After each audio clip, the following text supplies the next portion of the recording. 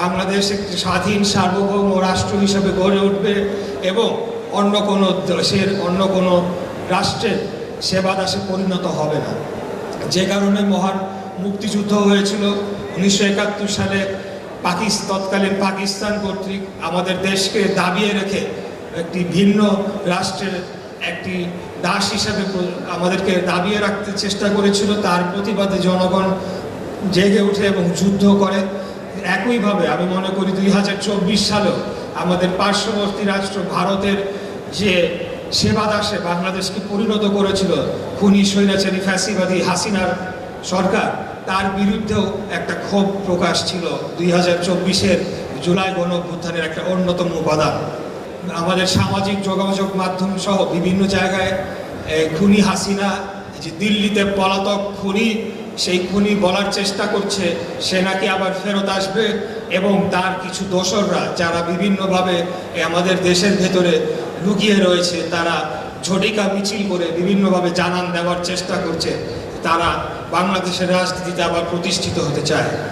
আমি আপনাদেরকে কথা দিতে চাই, ইনশাল্লাহ বাংলাদেশে আর কোনোদিনও ফ্যাসিবাদের প্রতিষ্ঠা হওয়ার কোনো সুযোগ নাই, এই কথা আমি আপনাদেরকে দিতে চাই।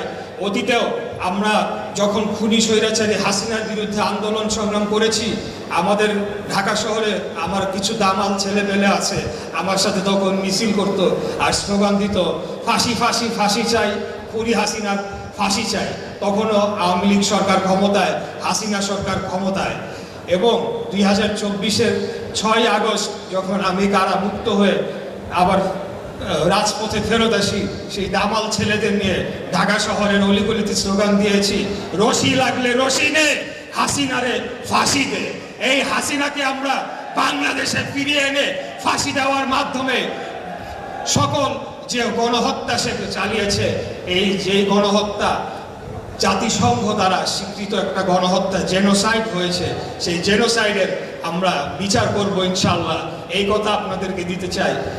আমি সেই সাথে আরও যোগ করতে চাই যে জুলাইয়ের প্রত্যেক শহীদ 843 জন গ্যাজেটভুক্ত যারা শহীদ হয়েছেন, এর বাইরেও অনেকেও আমরা ধারণা করি যে এখন পর্যন্ত তালিকাভুক্ত করা যায়নি, তথ্যের অভাবে হোক বা যে কোনো কারণেই হোক।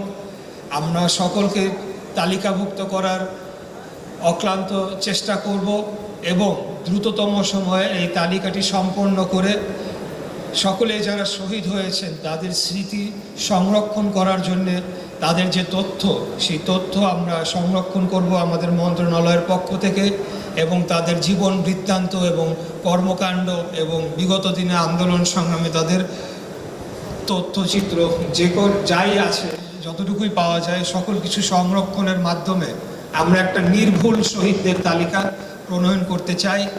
খুনি স্বৈরাচারী ফ্যাসিবাদী হাসিনার বিরুদ্ধে এবং তার দীর্ঘ 17 বছরের খুন হত্যা এবং অত্যাচার নির্যাতন জুলুমের বিরুদ্ধে যে পুঞ্জীভূত ক্ষোভ জনগণের মাঝে জমা হয়েছিল, সেটির বিস্ফোরণ ঘটেছিল এবং ছাত্র জনতা দলমত নির্বিশেষে এক কাতারে তারা রাজপথে নেমে এসে স্বৈরাচারের পতন ঘটিয়েছিল।